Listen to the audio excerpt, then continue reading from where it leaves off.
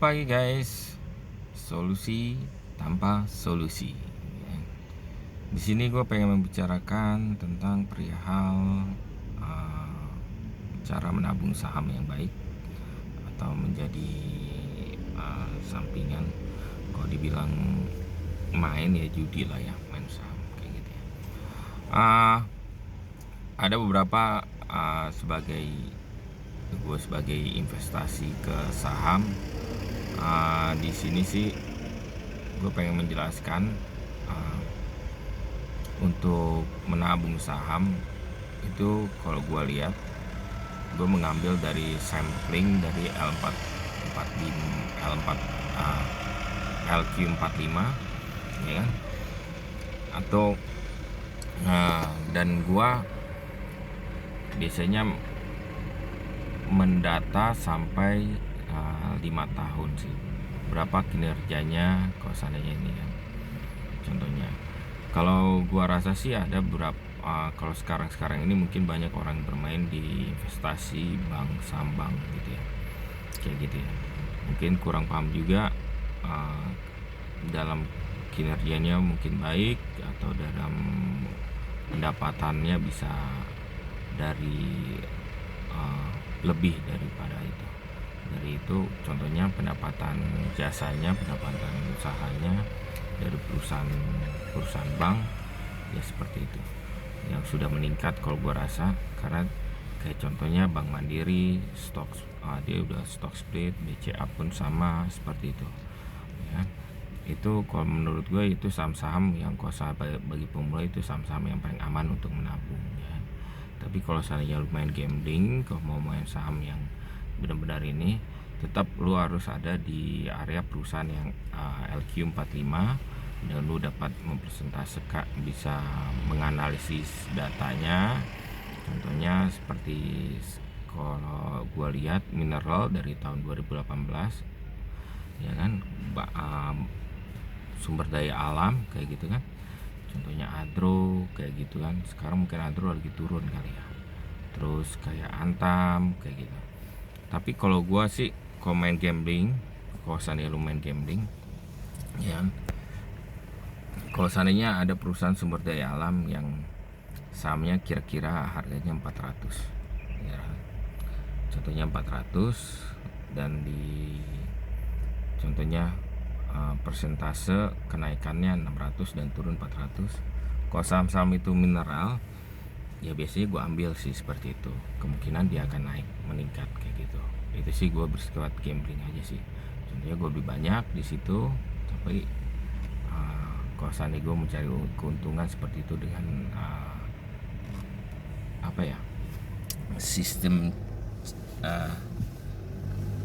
cash flow-nya cepat lah kayak gitu ya. Tapi itu kan udah kalau seandainya memang agak mandek, agak lambat jalannya ya, itu pasti gue tahan terus, gue nggak bakal menjualnya. Kalau dalam keadaan contohnya turun lagi, biasanya sih kalau gue tabung lagi kayak gitu. Kalau gue nggak pernah menjual lagi kayak gitu. Seperti itu kalau seandainya lu pengen main gambling yang benar-benar sahamnya. Contohnya saham dari EQ45, contohnya yang pertama nih perusahaannya, contohnya Indofood. Yang di bawah Indofood ada tuh, contohnya bukan anak Indofood nih ya. Contohnya perusahaan yang bersama dengan Indofood, contohnya perusahaan yang bersama dengan sumber daya alam, properti, yang EQ45, contohnya seperti itu. Tapi kalau gua rasa sih yang benar-benar lagi meningkat ini bank kayak gitu. Kalau enggak sumber daya alam lah ya. Kalau gua rasa sih itu sangat kalau secara data menurut gua sih sangat menguntungkan. Memang kalau sekarang ini lagi turun, dan sekarang gue pengen beli saham dari sumber daya alam karena gue lihat kemungkinan memang tanggal 6 Juni ini ya kita udah stop untuk ekspor mineral, sumber daya alam kayak gitu, mineral kayak gitu. Tetapi kita lihat memang dari jangkauan dari tahun ke tahun pun kayak seperti itu. Ada saatnya kita harus ekspor juga, ada saatnya atau tidak gitu di negara kita ini. Dan salah satu lagi di sekarang kan saham-saham yang beneran ini kan lagi turun. Kalau gue rasa kenapa nggak kita nabung aja di saham mineral seperti itu, karena memang keadaannya lagi turun. Tapi kalau seandainya kedepannya kita tidak tahu, apalagi kalau seandainya Antam sekarang turun, Adro lagi turun, terus dari Seger lagi turun ya, kayak gitu. Inco kayaknya lagi turun juga, kayak gitu seperti itu. Tapi itu kesempatan untuk kita menabung saham seperti itu, karena tidak tahu, kita nggak tahu kemungkinan 2 bulan atau 3 bulan lagi itu akan meningkat. Karena contohnya kayak batu bara ya kan, mungkin musim dingin harus dampak dari peperangan Rusia Ukraina ya, dampaknya daripada di Eropa. Contohnya sumber daya alamnya dia kekurangan, contohnya dia pasti untuk dalam keadaan untuk dalam cuaca yang suhu dingin membutuhkan batu bara seperti itulah. Kemungkinan kita akan ekspor kalau seandainya terjadinya seperti itu ya. Dampaknya keuntungannya ya bagi negara juga sih sebenarnya kayak gitu, tapi kita kurang tahu kebijakannya dari pemerintah. Kita support saja seperti itu. Ini kan kesempatan kita untuk menabung emas seperti itu. Silakan kalau seandainya pengen main aman di BCA, Mandiri, itu kemungkinan bisa bermain aman. Jadi lu tiap hari lu nabung. Contohnya kalau seandainya sekarang BCA sekarang lagi 9.000 ya, contohnya di saat lu turun tabung kayak gitu kan.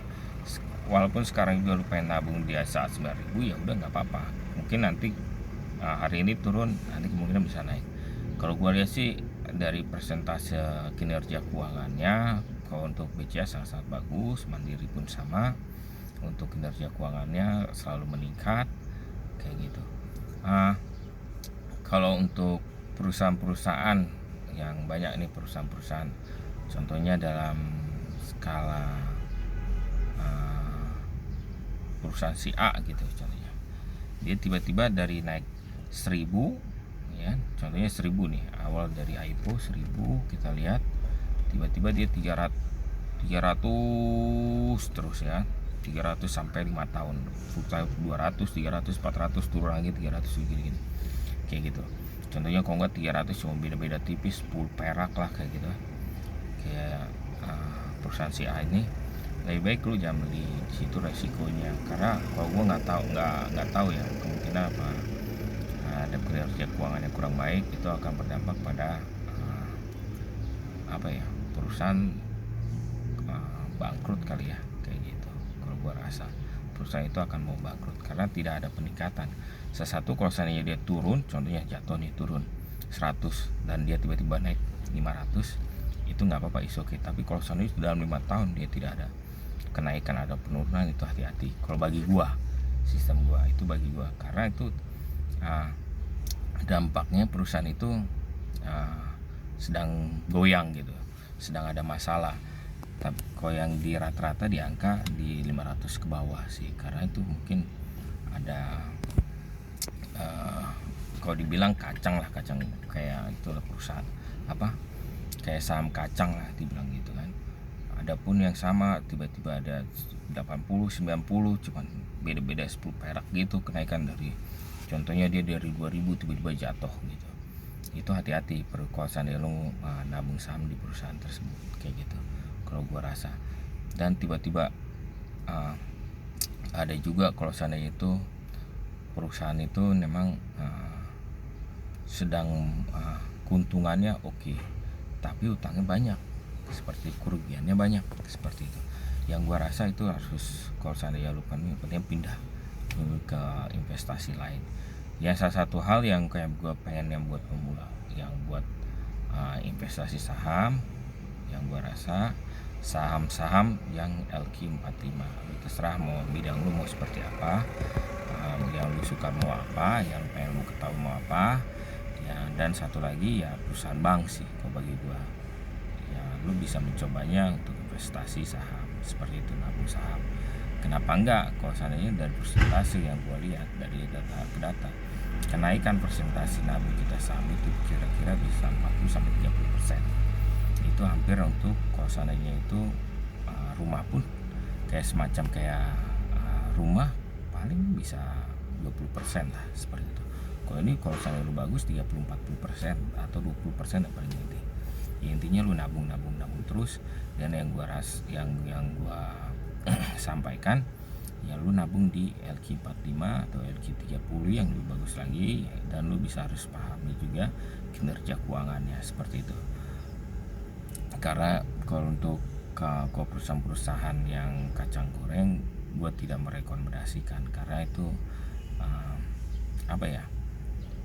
jual beli sahamnya itu bukan untuk kayak semacam bandar lah, itu ada permainan bandar seperti itu. Jadi kalau gue rasa yang gue itu gimana supaya nabung saham yang aman, ya gue bilang kalau buat pemula nabung di perusahaan-perusahaan bank yang sudah LQ45 kayak BRI, Mandiri, BCA, itu gue rekomendasikan seperti itu. Salam solusi tanpa solusi.